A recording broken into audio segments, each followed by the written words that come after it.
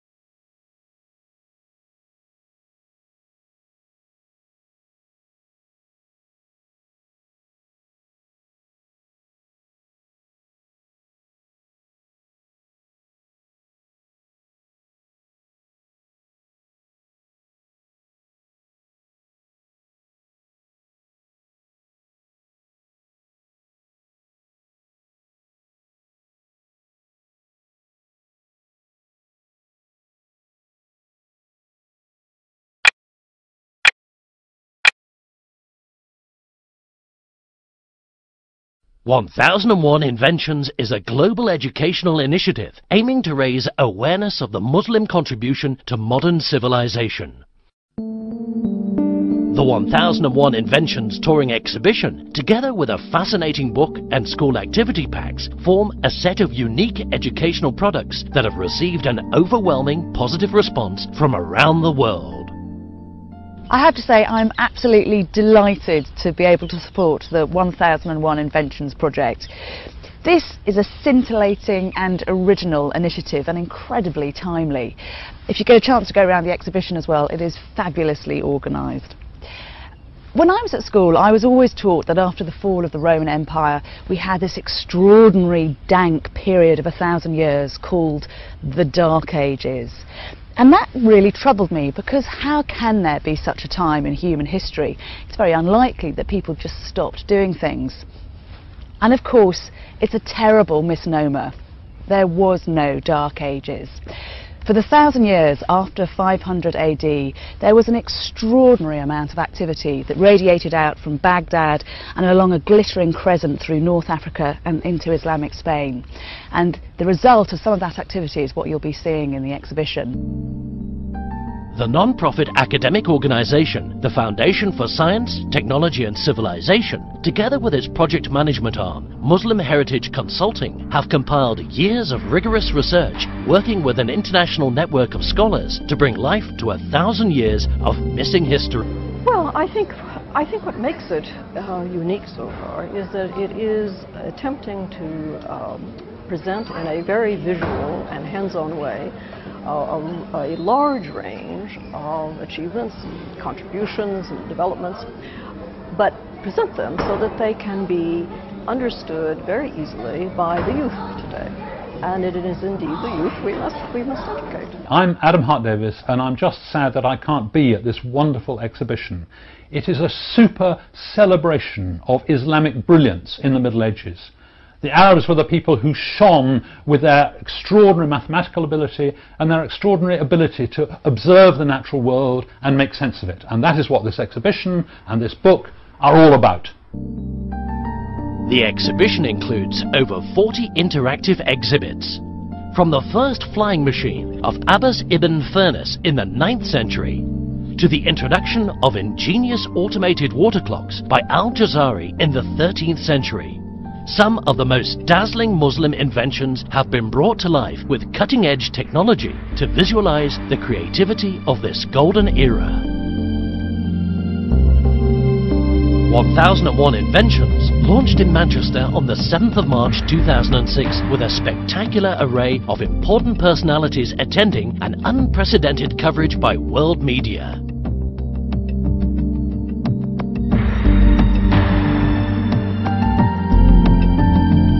The heritage which has been given to us by the Muslim community is immense. It is totally unrecognised. We do want to bring it to the attention of the national curriculum so that in time everybody will understand that the carpet, algebra, the stars and everything around you that has been brought to us scientifically and technologically originated in the Muslim community. Today we all know that Islam and the West are not only compatible but can prosper together. That's what this exhibition demonstrates. The exhibition is important because it reminds us of the interdependent world in which we live and the need for us to recognise the contribution which can be made by all generations and all cultures. I think we need to actually transform learning and leadership. And learning and how people learn, what they do to achieve and where they go to and so on. And actually this exhibition just puts that point very strongly across. It's an honor for us. It shows that Muslims in the past have contributed to the civilization. It shows the good work that they have done, and it's a very important message to the young today that it's important to build and not to destroy. We clearly feel that there are hundreds of Muslim role models of people who devoted their professional lives to the betterment of humanity. The book and sporting website and teacher's pad are contents to use in spreading what you can learn here today. This exhibition has appealed to a wide section of the public with more than 30,000 people visiting in the first month. Multicultural audiences include school groups, students, academics, reporters, families and children. I think it's really good because it looks exciting. Do you think by coming to this exhibition this will help you understand more about Islamic culture? Yes, very much. Your children, do you think they would benefit from information like this at school when they're growing up? Oh, absolutely, yeah. Absolutely. I know Emily will go home and tell her teacher what she's been doing, you know. Did you know that that so many things were invented by the Muslim community? No. How many people do you think really know that the camera originated as part of Arab culture and Muslim culture?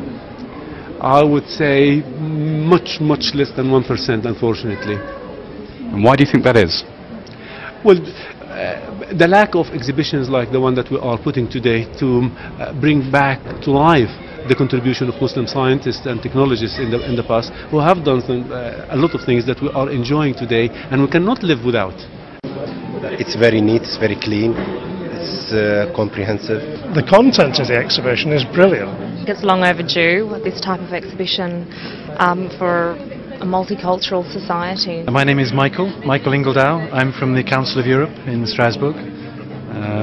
We're very interested by this exhibition in the Council because we hope it can be something which we might profit from in terms of work we're doing on diversity and intercultural and interreligious dialogue. I think it should go to Europe, and we were discussing yesterday that the best place to start it would be Strasbourg, which is the European Council, and I hope it will also develop to go to other countries like Turkey, like Arab countries like Malaysia, Pakistan, and so on and so forth. I'm particularly thrilled to see this exhibit demonstrated for the first time in Manchester, my hometown. I'm very excited that we've had such a positive reaction from the public so far. 1001 Inventions is a success story helping to bridge the cultural divide through a universal understanding of human history and development. Of course, the tragedy about much Muslim heritage is that it was burnt in 1492 in Spain. Over 1 million Muslim texts were set into the fires. But With a project like 1001 Inventions, I think we're going to see a phoenix rise from the ashes.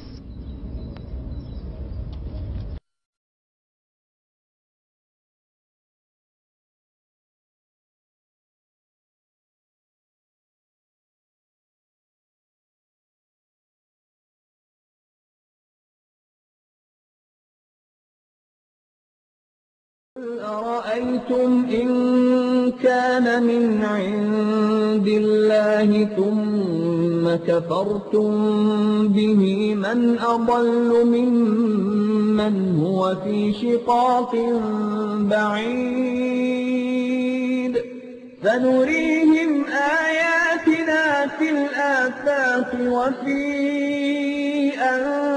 أنفسهم حتى يتبين لهم أنه الحق أولم يكف بربك أنه على كل شيء شهيد